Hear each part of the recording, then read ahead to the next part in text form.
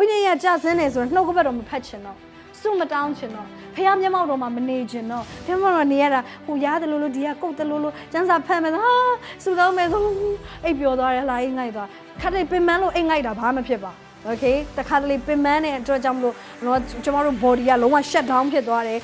body shut down ဖြစ်သွားတာပြောတာမဟုတ်ဘလို့မှဖះမျက်မှောက်တော်မှာနေရမယူချင်တာစိတ်မဝင်စားတယ်အဲ့ဒါဘာလဲဝိညာဉ်ကြီးကကြဆင်းခြင်းပဲဖြစ်တယ်အဲ့ကျွန်တော်တို့ကအဲ့လိုမျိုးဖြစ်နေတယ်ဆိုရင်ကျွန်တော်တို့ပြန်ပြီးစာငတ်ဖို့ရအတွက်အလေးချင်းပြန်လို့စာငတ်ချင်းဆိုကိုယ့်ဘက်ကနေမွေးနေရတယ်ဖြစ်တယ်ဆူတောင်းယုံနဲ့မရပြောပါအောင်ဆူတောင်းယုံနဲ့မရကိုယ့်ဘက်ကနေနေ့စဉ်ပြန်လို့မွေးနေတာပြန်လေပြီးတိဆောက်ရပြုစုရမယ်တရားတစ်ခုဖြစ်တယ်21ရက်သင်ပြန်ပြီးတော့နေ့တိုင်းမှာစမ်းစာမှန်မှန်ဖတ်ကြည့်ပါမဖတ်ချင်ဘူးဒါပေမဲ့လည်းငါဒီနေ့မှာခန်းကြီးတစ်ခန်းကပြီးအောင်ဖတ်မယ်ဆုံးဖြတ်ချက်နဲ့ဖတ်ပါတစ်ခန်းနဲ့နှစ်ခန်းကဖတ်မယ်တဖြည်းဖြည်းနဲ့သင်ဖတ်လာတဲ့အခါမှာ21ရက်ဆိုသင်လေမဖတ်ချင်ဘူးဆိုရင်တော့သင်ဖတ်ကိုဖတ်လိုက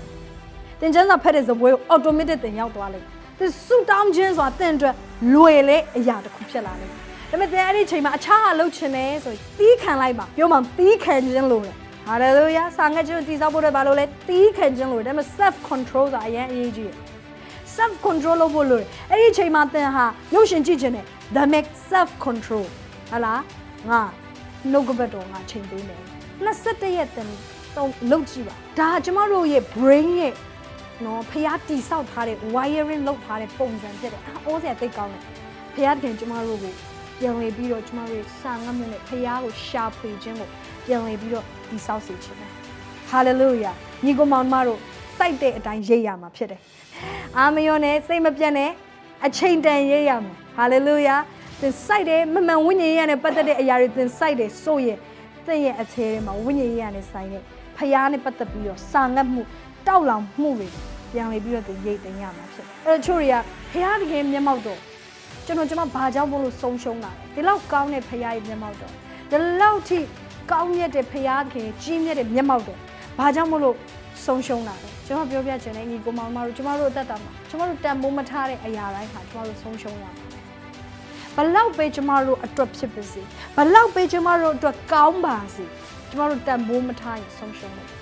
မိသားစုဆိုတာဖခင်ကျွန်တော်တို့ကိုပေးတဲ့ကောင်းတဲ့လက်ဆောင်ဖြစ်တယ်အကောင်းဆုံးဖြစ်တန်ဖိုးကြီးတယ်ဒါပေမဲ့ချို့လူတွေတန်ဖိုးမထားကိုအိမ်အောင်ဖက်ကိုဖောက်ပြန်တယ်နောက်အိမ်အောင်လေးထားပြီးတော့နောက်သားသမီးတွေပြည့်ပြီးတော့သွားနေတယ်တန်ဖိုးမထားဖခင်တော့အကောင်းဆုံးသူ့ကိုပေးတာပဲဖခင်တော့သူ့ကိုအကောင်းဆုံးရည်ရွယ်တာပ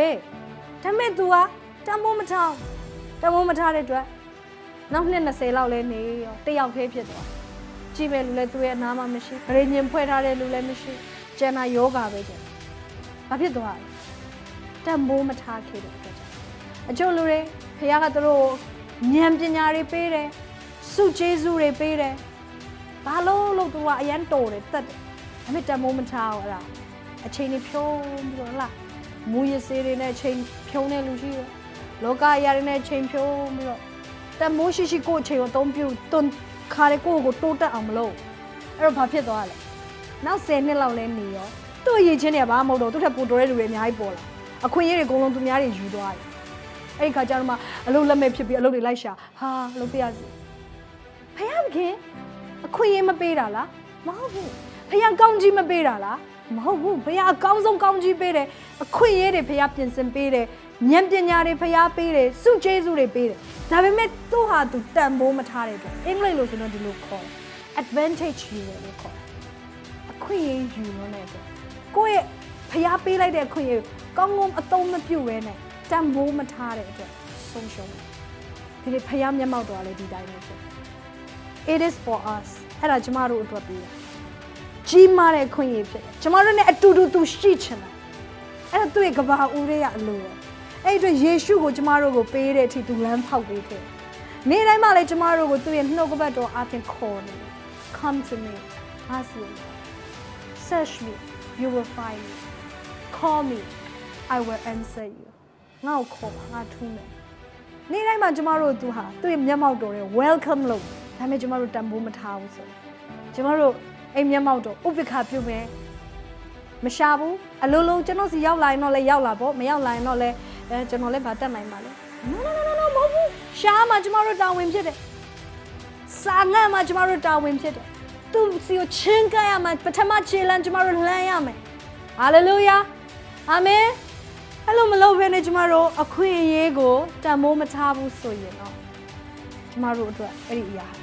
ကျမတို့ဘဝအသက်တာတွေမှာမြင်တွေ့ခံစားရမှာမဟုတ်ဘာကြောင့်အချို့လူတွေဟာမျက်မှောက်တော်တရားထပ်ပို့ပြီးတော့ခံစားရတယ်ဘာကြောင့်သူတို့ဟာဖခင်ရဲ့မျက်မှောက်တော်နဲ့နီးကပ်တာလဲဘာကြောင့်သူတို့ဟာ